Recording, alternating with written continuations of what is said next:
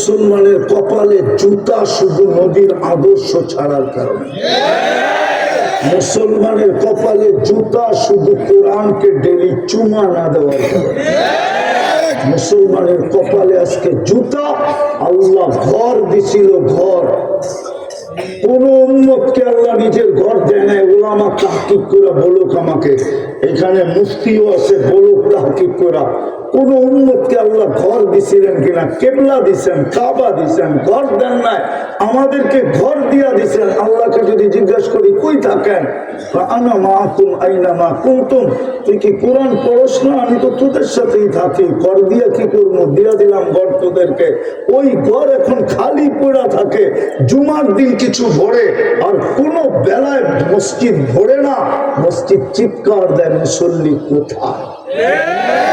মধ্যবিত্ত আর গরিবদের জান্নাত হাতের মুঠায়, নারীদের জান্নাত আঁচলে বাঁধা। যদি খালি ধরতে পারে। বেশি কিছু তো ছিল না, বেশি তো করতে হতো না এই উম্মতকে। আল্লাহ তো নিজের দাবি ফিরাই নিয়েছিলেন। ওলামা মানবে কিনা জানি না। আতিউল্লাহ তো বলছিলেন, কিন্তু মানুষ প্রশ্ন তুলে দিছে, আপনাকে তো চোখে দেখা যায় না, আপনাকে তো ধ্যান ধারণায় আনা যায় না, আপনাকে তো বর্ণনা দিয়ে শেষ করা যায় না, আপনার কথা তো শোনা যায় না, বিধায় আপনাকে মানব তো মানব কি করে? আল্লাহ যেন নিজের দাবিকে সরায় নিয়ে বলছে, আতিউর রাসূল, আমার বন্ধুকে মাইনা দেখায় দিলেই হবে। কিন্তু আজকে নবীর আদর্শে তো যুবক আদর্শবান না। যদি আদর্শবান হতো, চুলের স্টাইল এরকম কেন হতো? ও 50 টাকার চুল 500 টাকা দিয়ে কেন কাটাইতো? 300 টাকা দিয়ে কেন কাটাইতো? ঈদের রাত্রে 1000 টাকা দিয়ে কেন কাটাইতো? যুবক কেন 14 তারিখ উদযাপন করত? যুবক কেন 31st নাইট উদযাপন করত? ওর পোশাক আশাক এরকম কেন হতো? মা বোনরা কেন বেপরদায় রাস্তায় ঘুরতো? ওরা কেন ইসলামকে ছেড়া দিত?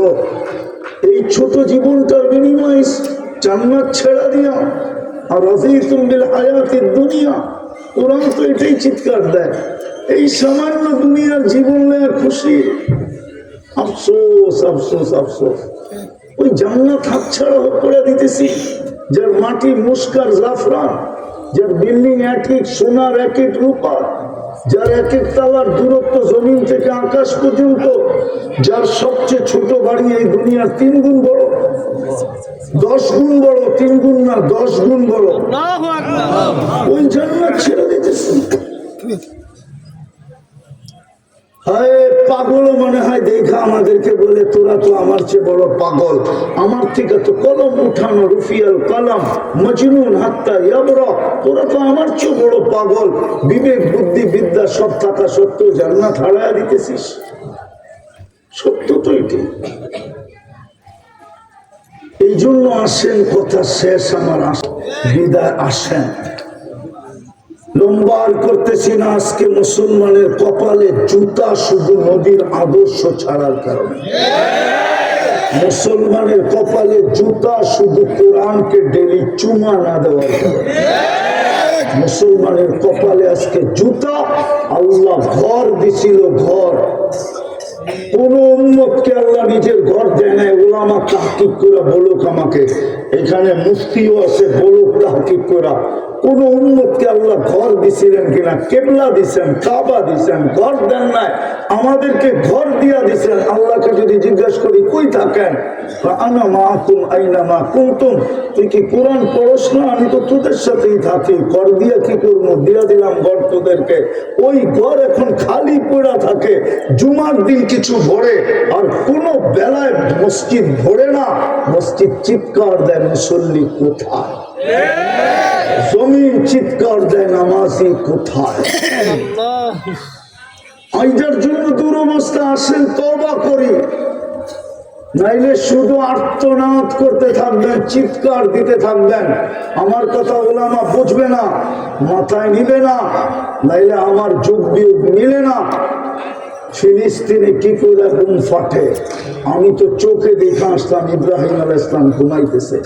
আমি তো চোখে দেখে আসলাম মুসা আলাইহিস সালাম ঘুমাইতেছে। আমি তো চোখে দেখে আসলাম 70 জন নবী ঘুমাইতেছে। আমি তো 14 বছর আগে চোখে দেখে আসলাম মুসলমানদের প্রথম কাবা। কেবলা বাইতুল মুকাদ্দাস। আমি তো চোখে দেখা আসলাম, মনে হইতেছিল যে 1.9 লক্ষ নবী মেরাজের রাত্রে সশরীরে যেখানে সম্মেলন হয়, মুহাম্মদুর রাসূলুল্লাহ যেখানে ইমামতি করে, মুহাম্মদুর রাসূলুল্লাহ নবীদেরকে যেখানে বক্তৃতা করে, ওইখানে বোম ফাটে কি করে? আল্লাহ করে তো করে কি? আল্লাহ বলে ফাটবে না কেন? আমার ঘর খালি। কোরআন সারা বৎসরে খুলা দেখোস না, ডেলি একবার চুমা দেস না, আমার নবীর আদর্শ মানিস না। অথচ এই যে বুখারী শরীফ আছে, এই বুখারী শরীফে লেখা আছে কবরের মেইন প্রশ্ন একটা। এটা তো দ্বিতীয় জিল, প্রথম জিল নিয়ে আসেন, আমি খুলা দেখায় দিই। কবরের প্রশ্ন মেইন একটা, মা কুনতা তাকুলু ফি হাযার রাজুলি মুহাম্মাদিন, তুমি মুহাম্মদের আদর্শে কতটুকু আদর্শবান ছিলা? কেননা আমাকে তো তোমরা চোখে দেখতে না, আমার কথা তো তোমরা শুনতে না, আমাকে তো ধ্যান ধারণায় আনতে পারতে না, আমাকে বর্ণনা দিয়ে তো শেষ করা যায় না। বিদায় আমি তো বন্ধুকে তোমাদের হাতে উঠাইয়া দিয়েছিলাম, আমার বন্ধুর আদর্শে আদর্শবান হও। ওই বন্ধুর আদর্শে তুমি কতটুকু আদর্শবান, এই প্রশ্ন প্রথম কবরে হবে। মুসলিমে ওই রিওয়ায়াত লেখা আছে। এই দুইজনে 3 প্রশ্নের কথা আনেন নাই, 3 প্রশ্নের কথা শুধু আনছেন আবু দাউদ ওয়ালা। আমি মানি 3 প্রশ্ন, কিন্তু মেইন প্রশ্ন একটা, জবাব দিতে পারলে বাকি 2টা জিজ্ঞেস করা হবে না, আর প্রথমটা দিতে না পারলেও বাকি 2টা কোনো জিজ্ঞেস করা হবে না। আজকে বলেন ওই নবীর আদর্শে আদর্শবান কতটুকু? চলেন আজকে তওবা করি। করবেন মনের শিখা? কে কে করবেন দেখি? তাইলে বইলা দেন, আল্লাহ অতীত থেকে তওবা করলাম,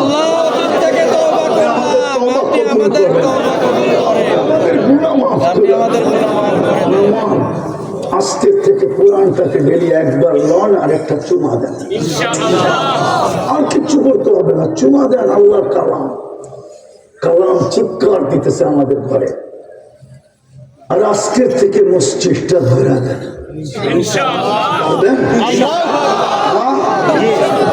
আল্লাহ কবুল করুক। আরেকটা বুদ্ধিমানের কথা শিখায় দিই, ডেলি 2 বার আগাম জামিন নিয়ে নেন, ঘুমানোর আগে তওবা করেন, এই নিয়তে যে সকালে নাও উঠতে পারি। বুদ্ধিমান ওই ব্যক্তি যে আগাম জামিন নিয়ে নেয়, হাত কড়ি পড়ার আগে, বেরি পড়ার আগে, কোর্টে দাঁড়ানোর আগে, জেলে যাওয়ার আগে চুপে চুপে জামিন নিয়ে নেয়, হইল বুদ্ধিমান। ঘুমানোর আগে, যুবক তোমাদের পায়ে হাত দিয়া বলি, ঘুমানোর আগে আল্লাহর কাছে তওবা করো, ঘুমের থেকে ওটা তওবা করো, এই নিয়তে। হতে পারে সূর্য উঠতে দেখছি আর ডুবতে দেখবো না, পারবো? আল্লাহ আমাদেরকে আমল করার তৌফিক দান করেন। ওয়া মা আলাইনা ইল্লাল বালাগ। এই জায়গার মূল মালিক কবরবাসী।